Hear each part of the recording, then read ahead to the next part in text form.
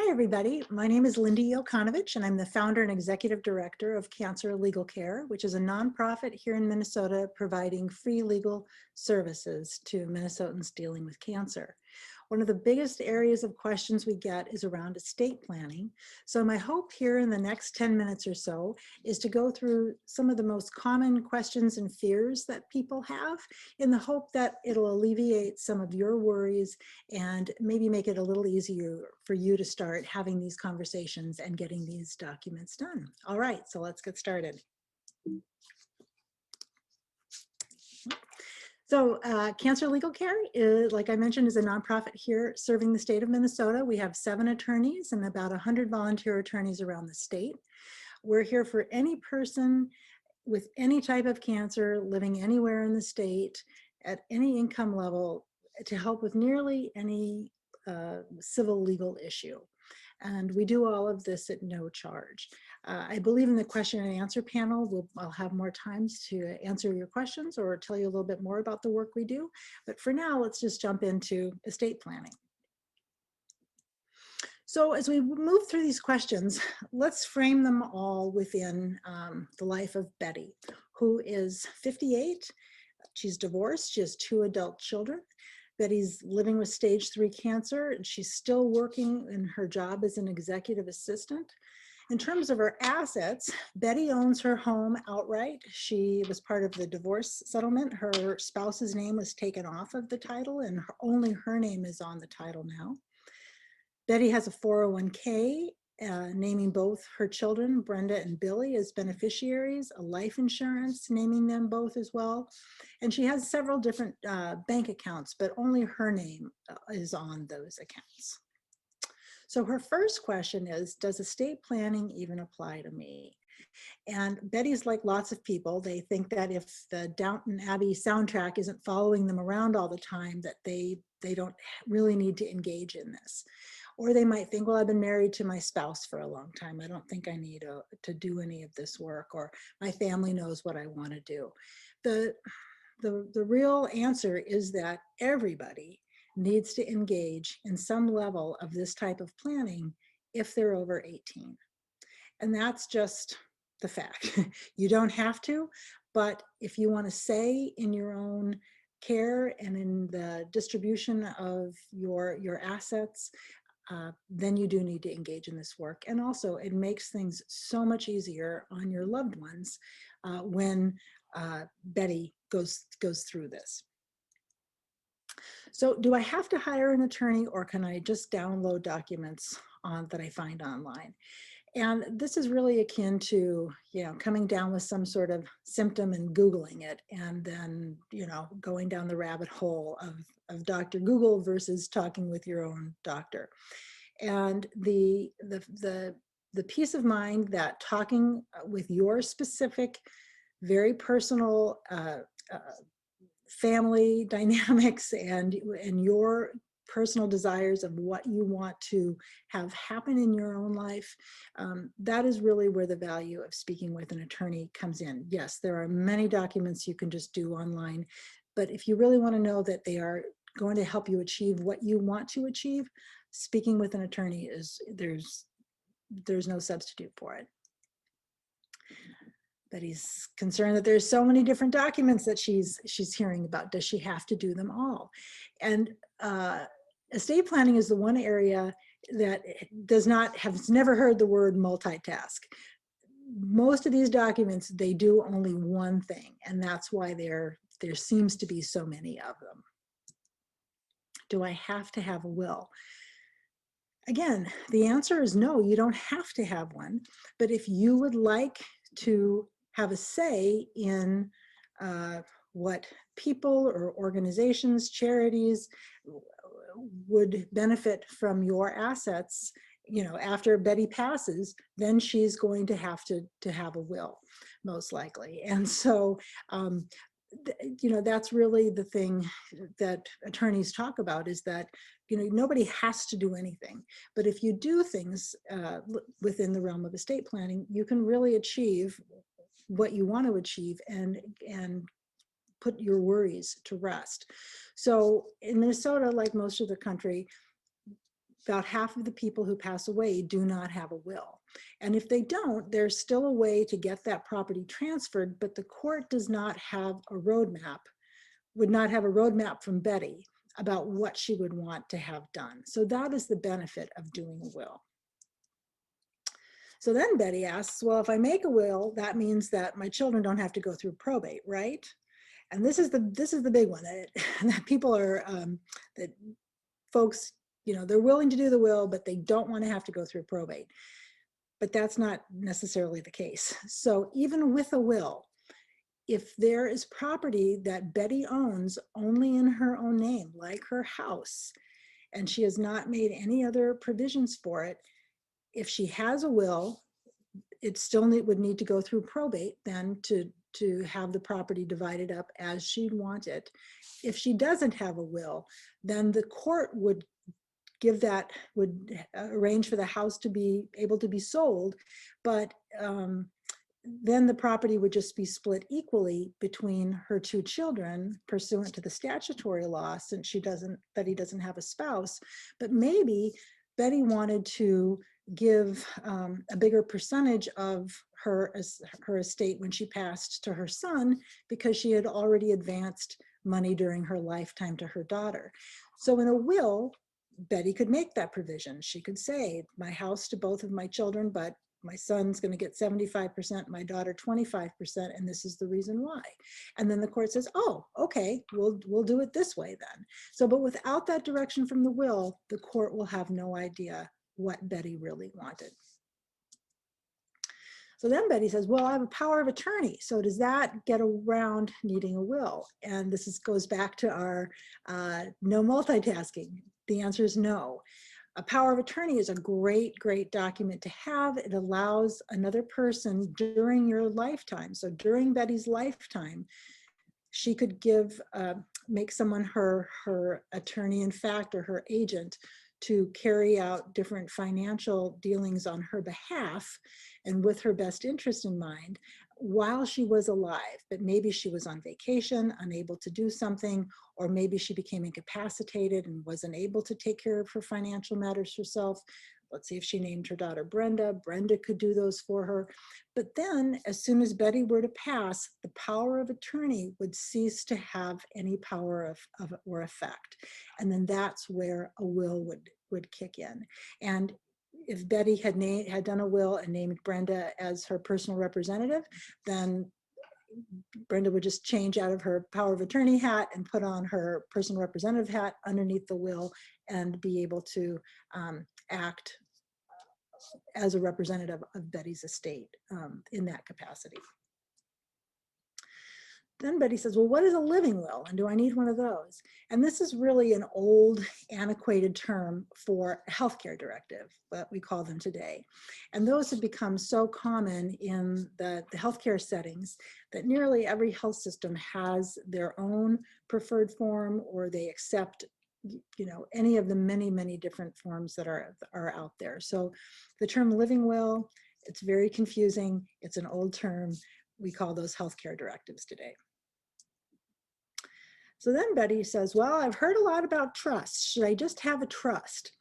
And a trust is a great instrument for certain people who have assets held in a certain way. So if Betty were also to own a cabin in Wisconsin, then having a trust might make a lot of sense, because a probate court in Minnesota cannot pass on property in another state, whether it's Wisconsin or Alaska. It doesn't matter. Minnesota's probate courts can only handle property within the state of Minnesota. But if Betty created a trust, she could put all of her property within the trust, and then that would sort of get over that problem.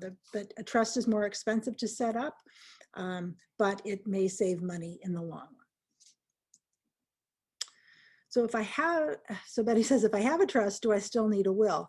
And the answer is yes. I mean, it's sort of a belt and suspenders approach at that point.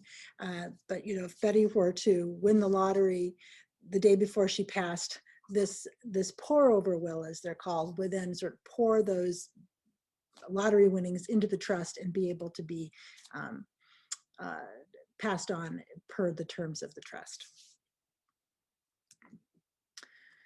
And then Betty's been hearing about something called a transfer on death deed. And that might actually be a very, very good alternative um, for Betty. This is a relatively new document. Maybe 10, 12 years ago, the Minnesota legislature created the ability for people to basically turn their home into a asset with a beneficiary designation. So, and that's what this transfer on death deed does. It's a very simple, very short document with the legal description of your home on it, with Betty's home on it. Then Betty would say, I want to leave my home to my children in equal shares, or I want to leave it to my daughter, or I want to leave it to the Humane Society, whatever she wants to do. She puts that on the transfer on death deed, it's notarized, and it's filed at the county recorder's office during Betty's lifetime. And that's the key part there, is it can't be done after Betty passes. It has to be done by Betty while Betty's alive. And then what that does is it basically turns the house into a payable on death designation. And she should probably do that with her bank accounts too, since they're only in her name. So if she did that, if Betty did this and had all of the assets that she held as either transfer on death, payable on death, or with beneficiary designations, then she really could have a pretty good chance of her heirs not having to go through the probate process, because there was already a mechanism in place for these assets to be transferred. She would still likely need a will, again, the belt and suspenders piece, but if those assets are titled in the proper way, then she could probably avoid probate in this limited scenario. Now, again, everybody's life is different. If you have property in another state, if you have a second marriage and you both have children from a prior marriage, that's going to take more specific planning. But it really is, once you get started in doing this work, I have seen this time and time again with our clients, the relief of knowing that things will be taken care of the way you really want to, and by the people who you trust. And that is absolutely priceless stuff. So if you have any questions, we are here at Cancer Legal Care. Here's our phone number and our website. We do this work because of the profound impact cancer has had on our lives and that of our loved ones. So we really come to this work with a lot of empathy and understanding for what our clients are going through. You don't need to remember all of these details, just a little bit about what we do here at Cancer Legal Care. And thanks so much for your time. Hi, everybody. My name is Dr. Jacob Strand, and I'm the chair of the Center for Palliative Medicine at Mayo Clinic. And I'm here to talk today about advanced care planning. And I want to go through a couple of things here. And the first is just to identify why we're even talking about this. So why does advanced care planning keep coming up in both the media, but also in patient advocacy groups, in clinical settings, and amongst care providers? And I'd like to talk a bit about what high quality advanced care planning actually looks like, moving beyond checking boxes and really into helping it align with a patient's and their family's goals, preferences, and values. And then also to give you some questions that you can ask in discussions with your family, with your physician or care provider, and even to think through as you decide how to move forward with your illness and within the construct of providing this advanced care planning as really a gift for yourself and for your family. So I think importantly is just to talk about why this keeps coming up in a lot of different forms, as I mentioned earlier. And it's because what research continues to show is that there is a gap between what patients describe they want and what they end up getting as a result in care settings. And I think a lot of that has to do with things like when we think about treatment of disease and symptom management and quality of life. These are key aspects that patients describe. And this, I'm oversimplifying this, but there are a number of things that are related to both the treatment of disease, but also both that what does that quality of life look like during treatment of the disease, and what does it mean to have some sense of control, some sense of being able to have life completion, either treatment completion, care period completion, completion of a long journey with an illness. It can mean multiple things to different people. And also importantly, really a clear desire to strengthen relationships within the context of their own life. And one of my colleagues, who's the director of quality projects at the Dana-Farber Cancer Institute and for the Center for Palliative Care there, is that has talked a lot about this idea that unfortunately our conversations about things that are important to us as patients and giving that to our providers, these conversations are too little too late and just not great. And unfortunately what that means is that we see a significant delay in discussions of care preferences until a very late stage of an illness, even at the end of life. For patients with advanced cancer, we see that conversations, for example, about end-of-life care and what things are important to patients about end-of-life care took place, unfortunately, not until often the last month of life. That most of the conversations around end-of-life care took place in a hospital setting. And that unfortunately few conversations took place with that patient's treating oncologist or surgeon, who is often the person best positioned to have that conversation, has the deepest relationship. And unfortunately, when these conversations do take place, we see that they fail to address some key quality components, specifically talking about prognosis. And I don't just mean time. What I more mean is actually this idea of what does life look like as one goes through the course of a disease, even a curative intent treatment course.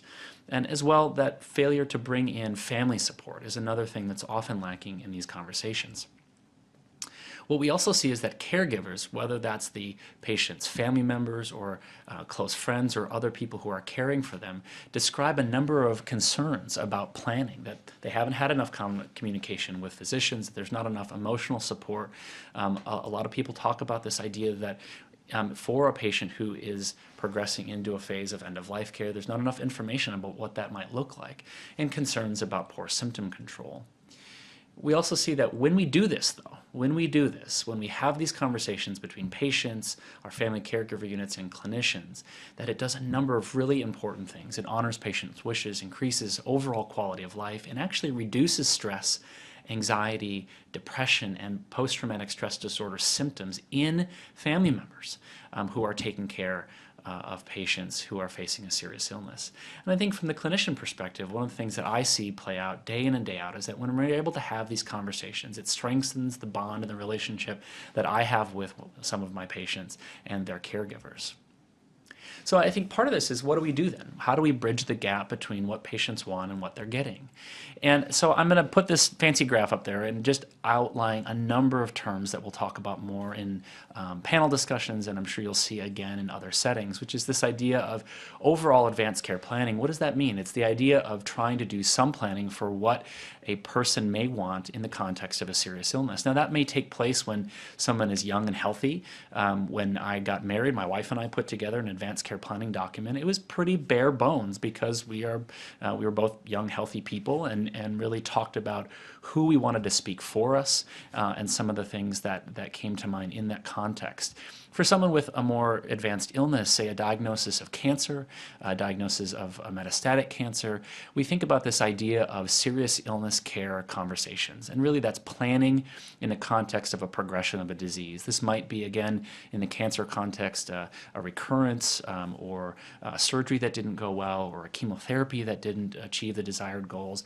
And those conversations then are aimed at talking through some of the things that are important to that person and their family as they move forward with that illness.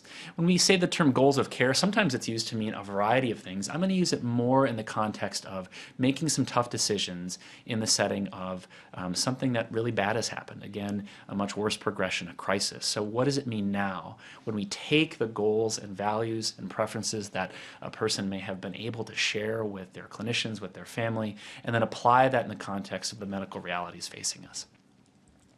And I think you'll see a variety of ways that these are used. So Mayo Clinic has a really extensive advanced care directive or advanced healthcare directive or advanced care planning document. There are also great websites like prepareforyourcare.org is another site that has a lot of great information that walks patients through information about how to have these conversations. The Go Wish game is actually a fun one where you sort of talk through some of the things that you are hopeful for in a card format for people who like to do that. And these are all forms of having these advanced care planning or serious illness conversations. But I think importantly is whatever form is used is that these conversations are not done well by just checking boxes. And you'll see this a lot in a number of these forms. And some boxes are important to check. It's often important to check if you have someone already named to be your surrogate decision maker. It's important to check boxes if certain parts of care or even things like resuscitation preferences are very important to you, having had conversations about this. But in general, these conversations, these advanced care planning conversations, are important and require the context of prognostic awareness. So what does the disease look like as a patient moves forward in that journey? What is likely to happen as time moves forward? And they also need to take place when patients aren't struggling with an acute illness. Now, sometimes we need to have those conversations, but ideally we're having them in times of wellness where there can be a thoughtful back and forth and lots of time for processing and questions. And again, they need to focus on goals and values, not just I don't want this or I do want this, because number one, that's hard to understand at any time point. It's also that things do change, and so being able to have goals and values inform those decisions as they come forward, and they often do better when they involve surrogate decision makers and guidance from clinicians. And those components, when we do it well, as I mentioned earlier, I'm just going to say it again, much better outcomes for patients. We do better at providing the care that patients say they want. We do better at supporting patient quality of life, supporting patient mood and coping skills and patient satisfaction. And I think what this often looks like and what we talk as palliative care clinicians a lot about is, number one, how do we talk about prognostic awareness? So this idea of patients and family members can understand what is likely to be ahead, even when it may not be completely clear.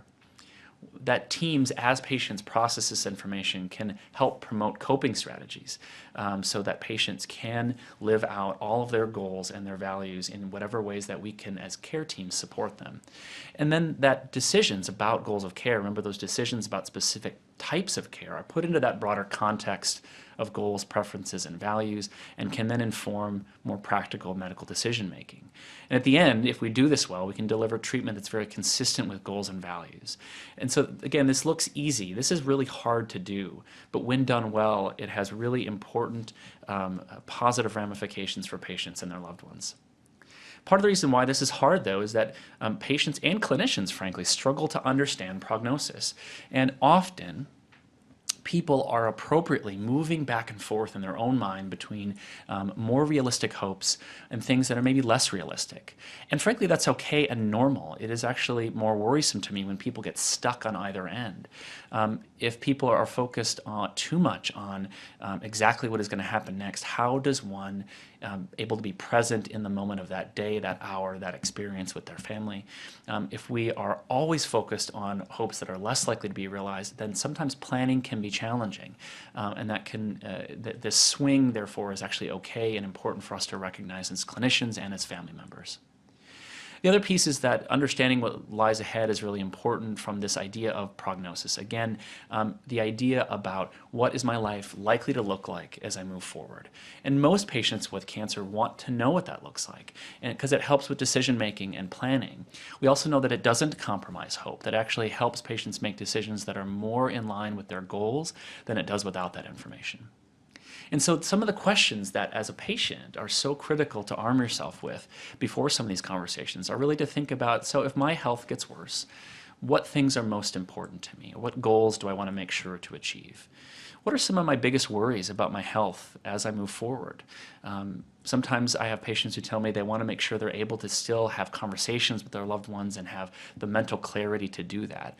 And not having that clarity is a really big worry. And so we want to know that for multiple reasons, not just about what happens in the future, but what happens now so that we can enhance that person's ability to have energy and to be clear in all of the moments ahead.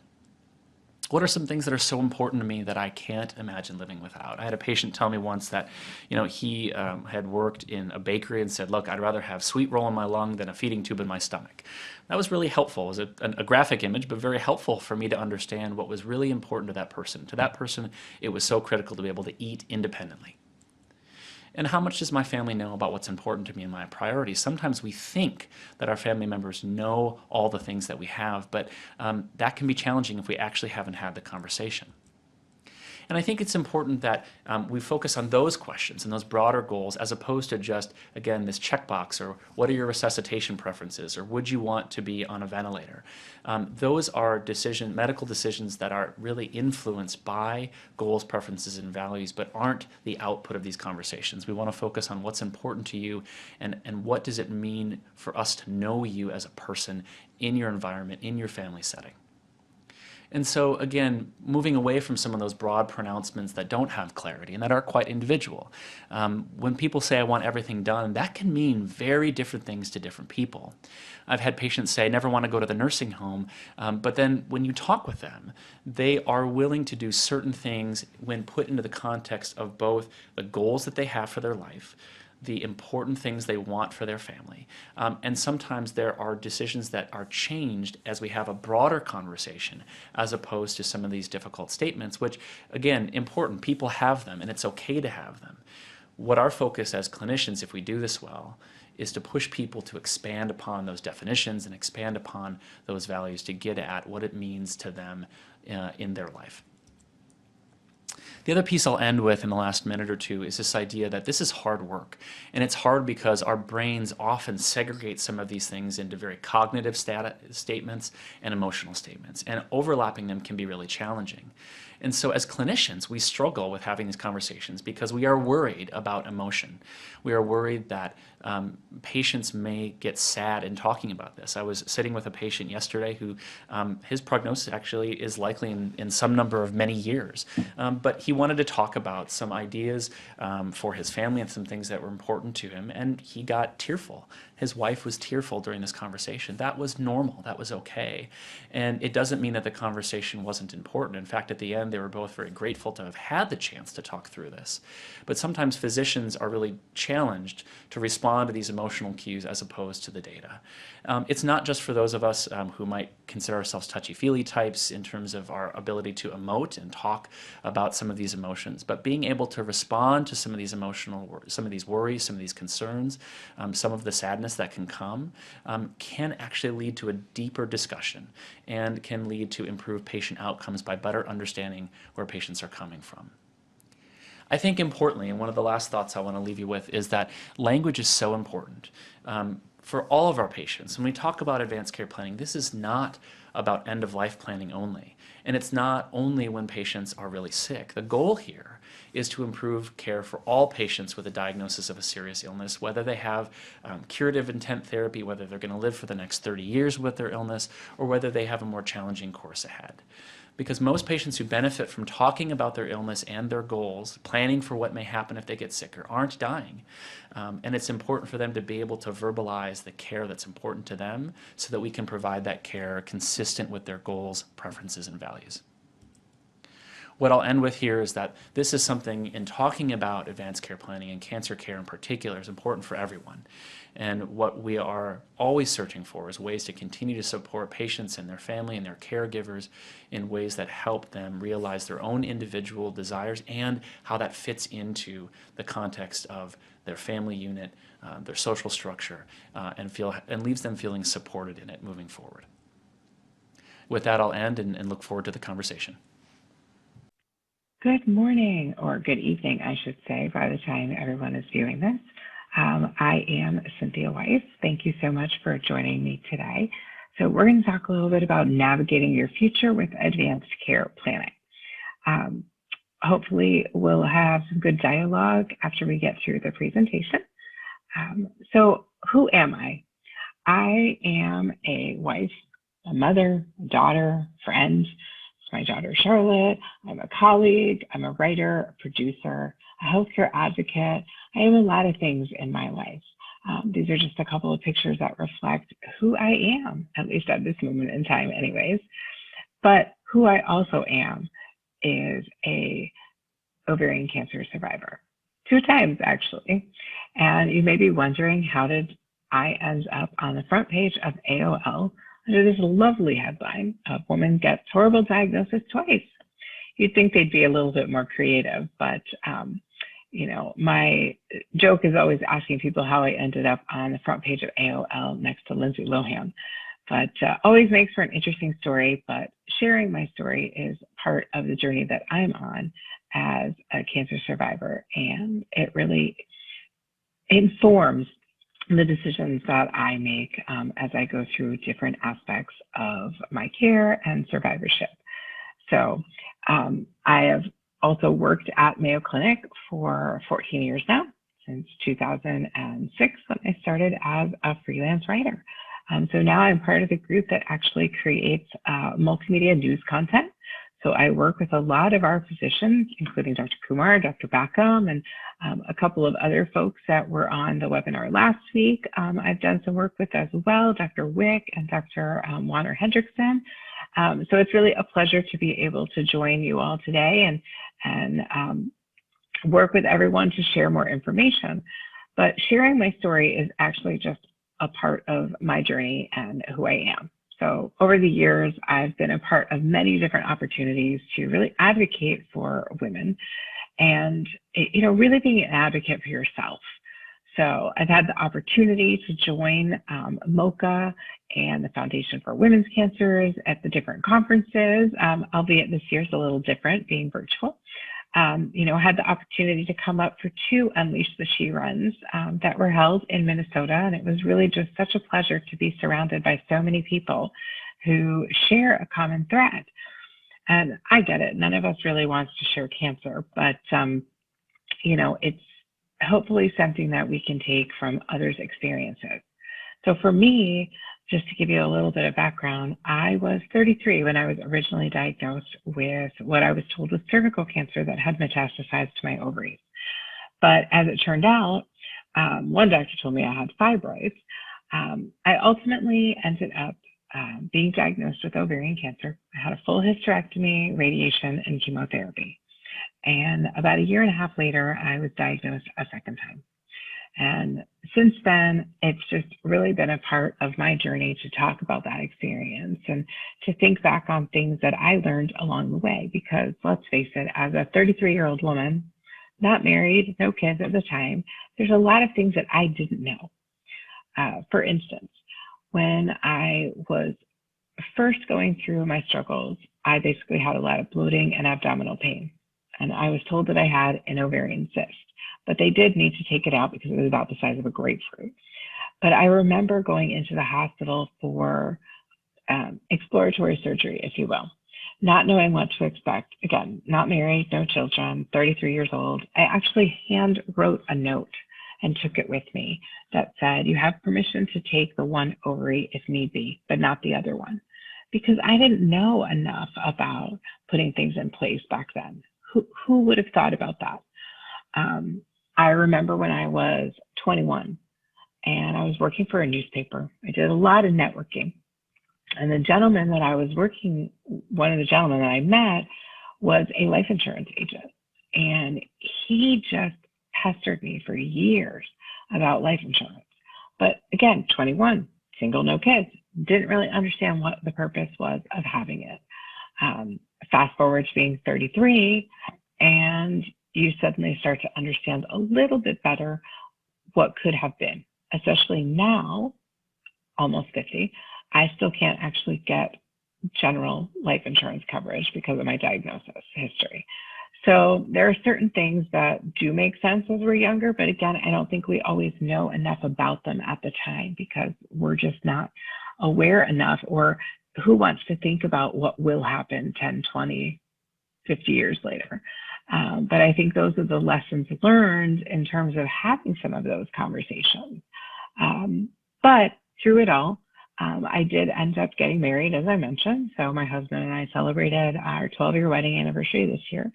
And just as soon as we got married, we went in and updated information. And suddenly I had a healthcare directive and a will and a power of attorney and all of those things that, again, I didn't really understand. And I'm starting to understand more and more about them as we're dealing with aging issues for both sets of parents. So it's been an interesting journey, to say the least. But unfortunately, as many of you probably know, we're not sure what's on the other side of the door. And that can be really scary to have those conversations. But I think the takeaway from that is truly that, my story is not your story. And I'm realizing as I was talking here that my slideshow was not shifting around. But again, as I went through my journey, I shared my story in lots of different ways: TV, radio, through Mayo Clinic's web channels, really trying to advocate for people to understand themselves, ask questions. And I think with advanced care planning, it's really no different. But again, my story is not your story. So thinking about, who are you? Are you a patient? Are you a survivor? I think there's a big difference. I think depending upon where you're at may also make a difference in how you want to look at things. Are you a wife, a mother, a daughter, a friend? Are you an entrepreneur? Are you a caregiver? I'm sure we have some of those folks on the line as well. What do you need to be thinking about to make sure that you are taken care of, but also that your family is taken care of? And more so that you're having a conversation about what are the things that are important to you and what do you want? Meaning that, what is the story that you want to tell? What is the story you want others to tell?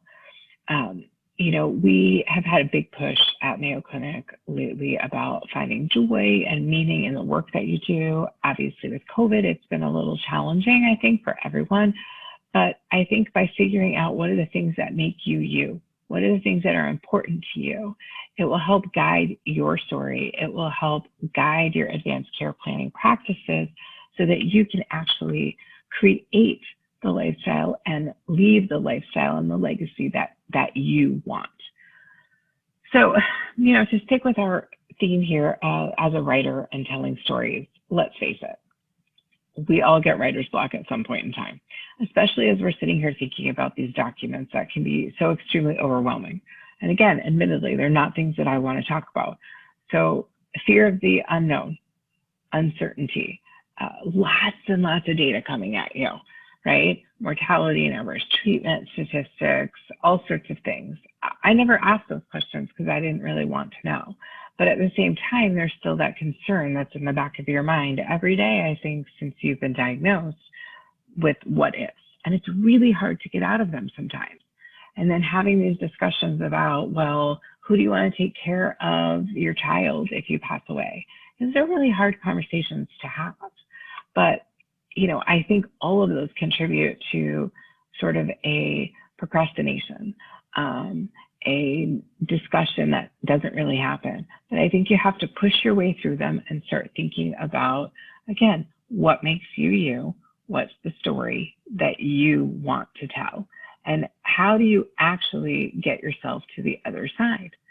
And I think that, again, taking and giving yourself permission to have those conversations will get you through and get you to what you need to create. So my recommendation is start with an outline. Question the present. What do you want for you? What kind of life is it that you want to be leading right now, whether you're actively in treatment, in remission, wherever you're at in your journey, right? Do you want to be working? Do you want to travel with your family? Do you have a milestone that you want to get to? See your daughter get married or your son graduate from college? Where do you want to go and be? And I think it's also helpful to probably consider, where are treatments right now? Are there clinical trials? If something did come up, what do you want to participate in? Write it down, think about it, and have that in your mind as you're going through this process. And then the hard part, consider the future, right? Again, nobody wants to think about when or what will happen, but how do you want to leave this? Do you actually want to be one of those folks who everything is done? And, if you want to be hooked up to life support, or if you don't, do you have other people you need to be taking care of? What about your spouse? What about your children? Do you really need life insurance if you're single and going through a diagnosis right now? But what about the future, right? Think about some of those considerations, and definitely talk to others, right? Talk to other survivors, talk to your care team, talk to your family, get opinions, get advice. But at the end of the day, the buck stops with you. It really is, again, your story, your journey. So you need to figure out what are the documents that you need, right? Your will, your trust, your healthcare director's power of attorneys, whatever those documents are that are appropriate for you and your family. What coverage do you need? Life insurance, long-term care. Now, let's face it, I don't think anybody can afford long-term care insurance, truthfully, right now, but we're learning a lot about it because of my mother-in-law right now going through another situation. There's a lot of paperwork. Getting stuff together, discussing it, documenting it will make this journey so much easier should the time come, even if it's 20 years from now. And what decisions basically do you have to make? Those are the ones where power of attorney, who's going to be able to speak for you or make decisions, not just in healthcare, but who's going to be able to deal with financial issues, who's going to become your voice if you're too sick to make decisions, who's going to take care of your family if you need to. And that, trust me, I'm sure is a very contentious point of discussion for many people. But again, your decision, not someone else's. So, your choices, your decisions, creating your story and creating those documents that actually are the basis for that.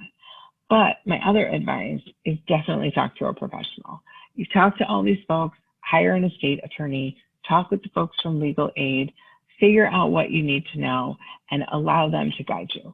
And then share it, share the information with the people that you've selected to be a part of your care team, with the people that you've selected to make those decisions for you. And then lastly, I would say, don't be afraid to change your mind. So as stressful and exhausting as it can be to go through this process, and trust me, there are days when I think it doesn't ever end, circumstances change. And that may mean that you want to change something, and you can. So I think as long as you have that professional and as long as you have an understanding of what you need, I think it's okay to make those changes. Just get something put in place. So today, we have everything. We've redone it because when we had our child, when we brought Charlotte home, things changed. Our circumstances were different. When we moved into a new house, we had to just double check that there wasn't anything else we needed to make changes to. But the way our documents were written, it didn't matter if we moved. What mattered is that we had updated them previously to reflect our growing family. Again, if things change, we may need to make some additions and some edits. But at the end of the day, I can feel confident that I've done what I need to do to be prepared as I can be. And then I push it aside, right? I put it in the closet. I put it in, the back of my brain, and I don't think about it right now because let's face it, we have more important things to worry about. And honestly, I think every day it's about being a survivor. It's about being the best that you can be and getting through the aches and the pains and the worries that still come with the territory. So take a little bit of time for yourself. Think about the choices and the story and the legacy that you want to leave and get it written down, talk with your physicians, understand what you need. And I think at the end of the day, it'll be a great weight lifted off your shoulders. So thank you so much for joining me today. I appreciate you taking the time to talk with us. And again, I'll be here for questions and happy to share more of my journey if there's interest. Thank you.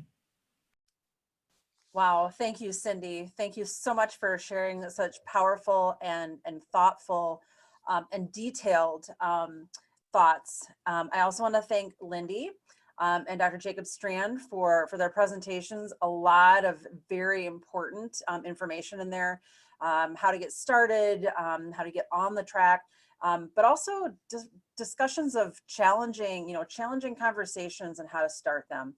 I want to, all of our panelists are now have their videos on. I want to invite them to unmute if they feel comfortable, and we will start the Q&A session. We've had a few questions that have come in through the chat, and we will work our way to get through them. We also want to thank you all for submitting questions beforehand as well. We have a very rich number of questions that to go through. So I'm going to start out. With one that's actually for, I would say, maybe all of our panelists. And that is, how do, and I'm going to say patients, but honestly, this is for all of us. How do we initiate, or how is the conversation, or how does these challenging kinds of conversations around things like advanced care planning and what your wishes are, how are those initiated? How do we best initiate those with our care providers and those people that we trust, whether it's family or reaching out to a lawyer? Like, how do we initiate those conversations? And whose job is it to initiate those conversations? I think I'll go with maybe Dr. Strand first on that. I was gonna say someone else first. No, so it's a really great question. I think it's all of our responsibility to initiate those conversations. And so the 75% of you said, an oncologist hadn't brought this up. I think we as clinicians across the medical field need to do better. And some of that is just, again, freeing ourselves a bit from this notion that talking about advanced care planning is about talking about dying or talking about end of life, and part of that is because there's lots of good reasons why clinicians still do that, but it is again, the freeing piece is that we are talking about how people want to live their life right now. I'll give you a brief anecdote, and then I'll wrap up on this piece. But I have sometimes I'll get conversations and requests for patient visits from colleagues who say, don't talk about goals of care. Can you just help me with pain management? And what I hear in that question, it's an important question. What I hear in that question is, I don't want to talk about end of life. I don't want you to talk about end of life stuff because either I want to do it or we're not there yet, or it's too hard. And that's legitimate. And that's not what goals of care are about, right? So this idea of what patients have for goals about their life are about living life. It's about how they want to live each moment. And so, for example, if someone has complex pain and one of the goals they have is not to walk around in a fog like a zombie, I better know that goal about what makes them who they are and why it's so important, so that we can tailor a plan of care that best reflects those goals and those values that patient holds dear. Now, that might also give me information for future conversations, but it's very much present in that moment about how we design a plan of care. So clinicians need to do it. But I also would say, because this is in particular, in my experience in working with colleagues on the virtual stage here today, patients are such tremendous advocates, and loved ones, whether friends, family, or other, are such tremendous advocates that bring this stuff up. And I think sometimes it takes the qualifier of, hey, I want to talk about my goals. I want to talk about what's important to me. Can we talk about some kind of broader planning pieces, or who should I talk to, and get how to give that information? And I think the biggest thing that it starts with is, hey, so-and-so, whether it's your physician, your physician assistant, or NP or nurse, here's how I like to get information. Here's what I want to know about right now. And here's some things that I want to share with you about what's important to me as a person.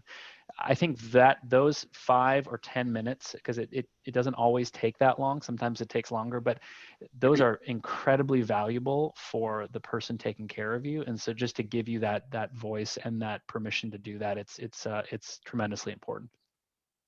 Great, thank you, Jacob. Cindy, I think I heard a message in your presentation about empowerment from a patient standpoint. Do you want to comment further? Sure. Thanks, Jimmy.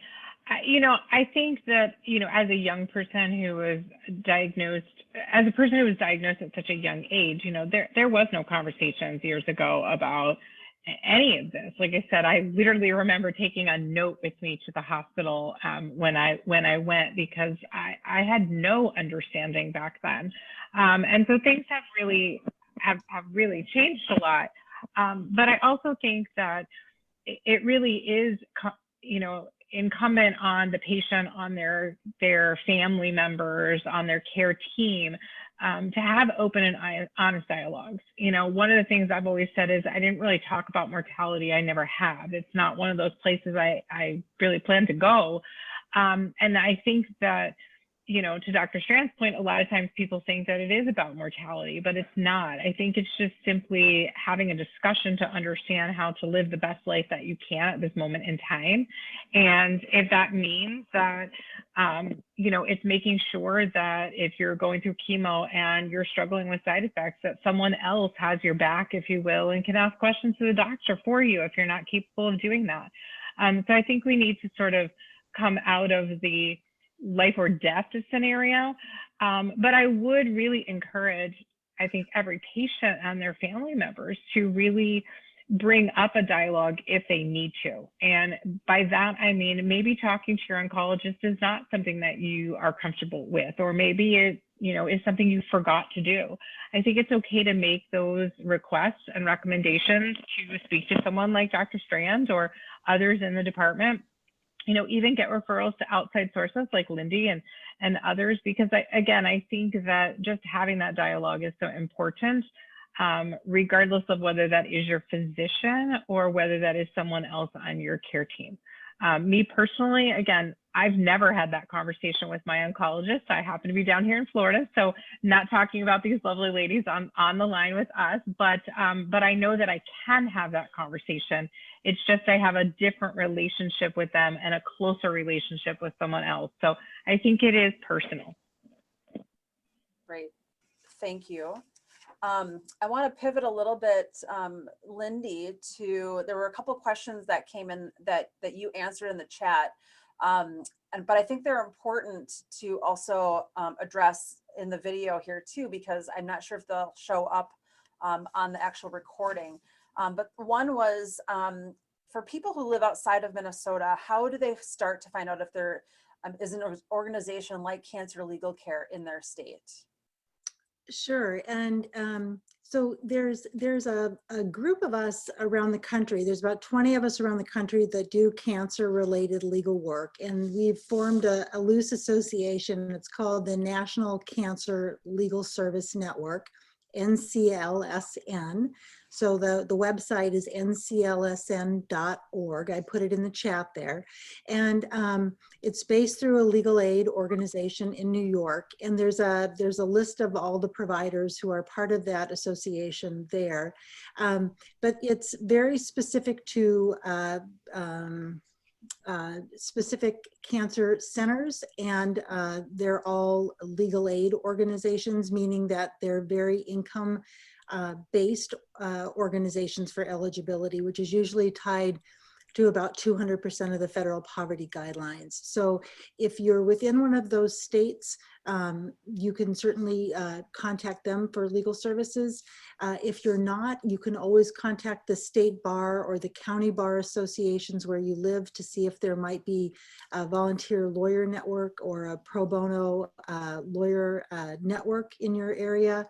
If paying for legal services isn't an issue, I would really reach out to your friends, your neighbors, your banker, some really trusted folks, your physician, to try and find an estate planning attorney who people recommend to provide you with really what you need. And again, like Cindy said, I would really recommend that you have a relationship with this person that you can talk to about what you need, because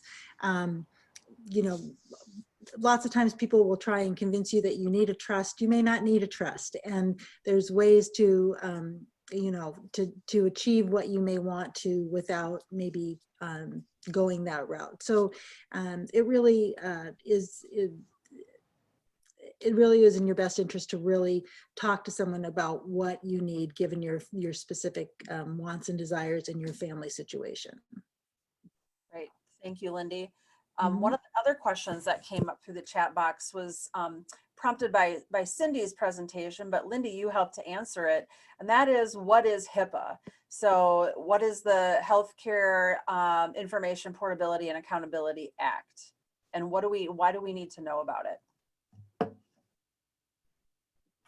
And Lindy, I'm going to let you try to answer that one too.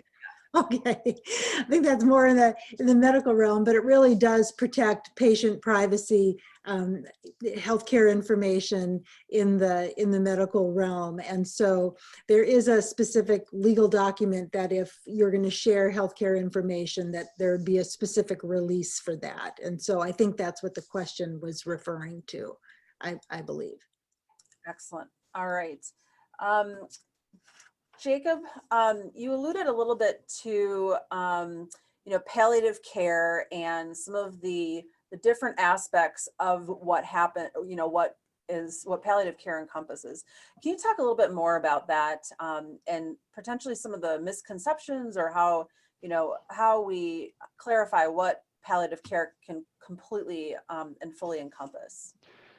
Yeah, thanks, Jamie. I mean, I think, I started out, my interest in medicine was really wanting to be a cancer physician, and I'm one of the ways that I got into what I do now is the work around taking care of patients with advanced cancer who had pain and nausea and depression and difficulty sleeping, and those were things that what I ended up sort of specializing in was a field who is designed to do that as a specialty. And so palliative care is really a medical specialty like cardiology or dermatology or gynecologic oncology that is a separate for a team who is aimed at taking care of patients with an advanced illness like cancer, with a focus on helping patients and their loved ones really improve overall quality of life. That includes specialty management of symptoms that are affecting quality of life, like pain or other non-pain symptoms,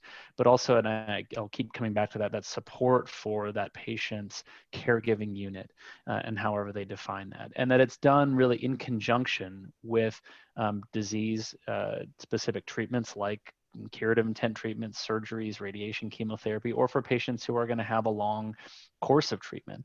And that it's done really as a way of providing patients and their loved ones with an extra layer of support as they go through this journey with a serious illness. So we do a lot of different things for different people, but when someone says, I'd like you to refer you to my colleagues in palliative care, one of the things that can come up sometimes is, well, what does that even mean? Why are they doing that? So, again, if you're a physician or NP or, a family member is like, hey, you should go see someone in palliative care. What they're saying is, look, hey, go see this team who's going to help focus on the symptoms, both physical, psychological, or emotional, that are affecting your quality of life. And they're going to do that as a team with your treating physicians or treating team members.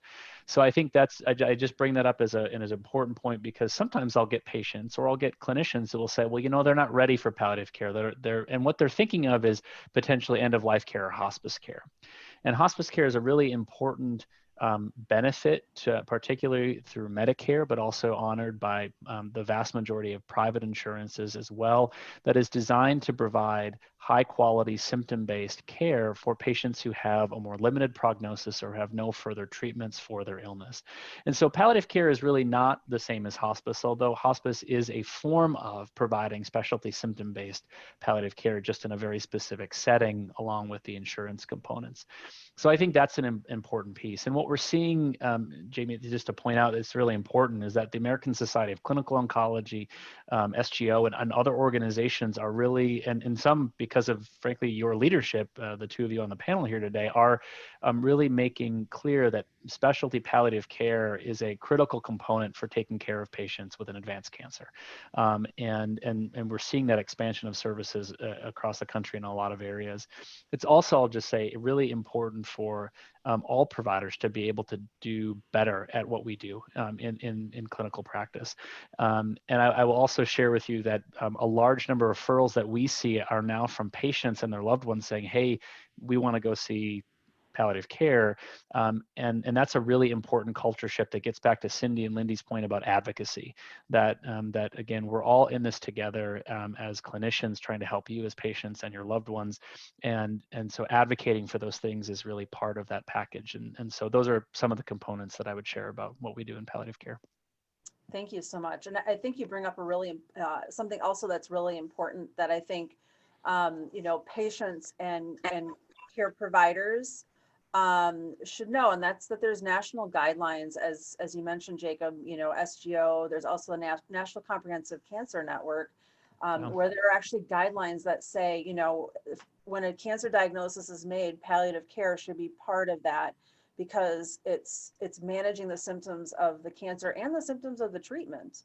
And so very, very important from that standpoint to know that providers are being educated on the importance of palliative care as part of the upfront treatment.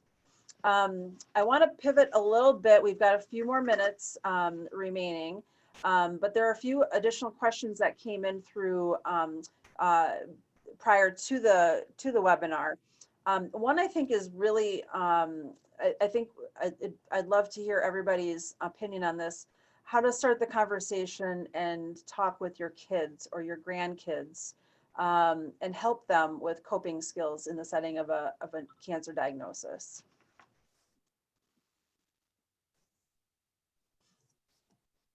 And I don't know who wants to start, who wants to talk about We're all too polite. Yeah.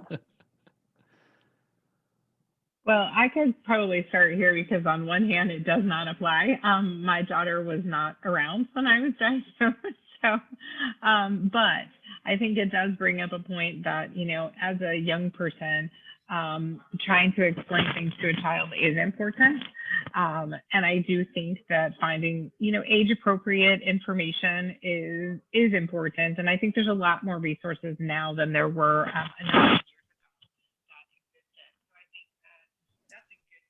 Oops, Cindy, I think we lost your microphone a little bit. Is that better? Yeah. Sorry, trying to readjust it. Somehow they've decided, my earphones have decided not to stay in my ears right now. But I do think there's a lot of resources that are available out there when you're talking to children. I think that, as an older person now, if this was something that comes up at this point in time, I think because we have done our work to put paperwork in place and put things in place. Again, my daughter is a minor, so she's not included as a healthcare advocate, let's say. But as things evolve, we may need to change those. So I will say that regardless of what's happening with COVID right now, I think there's a number of resources out there where Thanksgiving makes a great time to talk with your family, even if it's via Zoom. Family History Day is technically actually right to coincide with either the day before or day of Thanksgiving. And I think that makes a great introduction, in my opinion, to talk with your family and your loved ones about what you've been through and, having some of those discussions about what people may want. So that's just one idea that I would throw out to folks to consider. Great. Thank you, Cindy. Lindy or Jacob, do you want to add anything? All right. Go ahead. I'm sorry. I was waiting. I didn't want to jump in, but I always have something to say. I think that I think this is such a tough piece because it affects so many different people at different facets of their lives. And I think Cindy makes a really important point is that when we talk about kids, for example, there are some specific developmental sort of time points at which different information comes forward. And I think that that's where thinking through and asking your care team, hey, what resources, and often I'll find our social worker and say, hey, what resources should I help provide for this family who's, got a 9-year-old or a 15-year-old, or, what does that look like? Because there are different developmental milestones that impact how kids in particular hear and respond to information. I think from, the pieces about family, Cindy made a great point earlier. I think it was talking about putting certain things in the closet. I think you mentioned, Cindy, and I'll just pivot on that a little bit. So this is a common actually really important and can be very well skillful mechanism for patients to cope with some of this tough stuff, whether it's conversations with kids, depending on how the age of your kids, grown-up kids, young kids, or with parents, or with friends. What I see a lot of as patients tell me, I've got a lot of people who are sending me videos about, kicking cancer's butt and doing this or that, and I just want to tell them how scared I am. And so, that sometimes, how do we bring this stuff up? And so the analogy of being able to put things inside of a closet or in a box, but then being able to take them out and wrestle with the emotion and the frustration and the sadness and the worry with those for a period of time before then putting them back is actually really, really helpful. And I have patients who use this frequently. They sometimes will tell me they decorated these are metaphorical boxes, but they've named them and they've decorated them because it gives them a way to say, look, I need to open some stuff up right now and talk through this because I'm worried, or I just need to get it off my chest. And then you can put it away. You can put it aside. You can give yourself a bit of credit for wrestling with something hard and focus on something enjoyable or meaningful for you in that day. That's a really powerful adaptive coping skill that we know actually when we dig into some of the research around how best to care for patients with advanced cancer, that actually is associated with better outcomes from a quality of life and a mental health perspective. So I think that's an important point. And the second piece is with family, whether it's again young kids, older kids, friends, parents, is to give yourself a sense of grace that this is hard stuff for everyone to talk to. You're not going to always get it right. We're not going to always get it right. And to know that when you are working on it and trying it, you're trying your best, that this is hard stuff to do in the most optimal circumstances. And as Cindy mentioned, the world we live in now with the remoteness and the virtual pieces of a lot of our connections is even harder. So just to know that you're doing a great job and to give yourself that permission to give yourself credit. And if I could, I'd just like to add on to what Dr. Strand just said there, that this is from the legal document piece, the only way people want or are moved to do this work is when a crisis comes along, either a death or a divorce or a diagnosis or a lot of time has passed. And the worst time to do it is when a crisis is upon you. But that is the only time anyone the fire is under them to do it.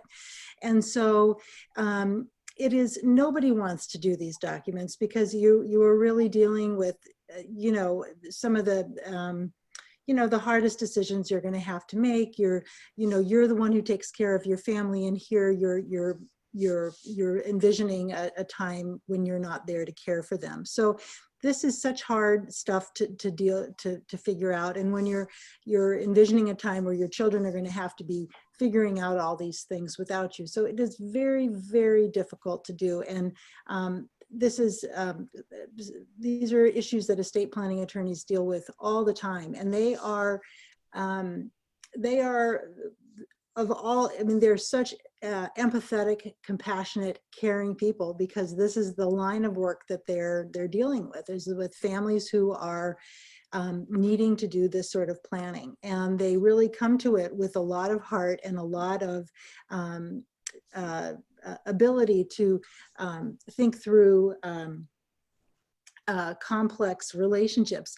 I teach a class at the University of Minnesota Law School, and I brought in a guest speaker, one of our volunteer attorneys. He's an estate planning attorney, and he just said such a brilliant thing the other day. And he said to the class, your goal as an estate planning attorney is to make the cousins of the people that you're dealing with here, their grandchildren, still be friends, so you've got to think like 3 generations ahead here, and that's, so you're talking with people who are thinking about your family and caring about this way. So it's that's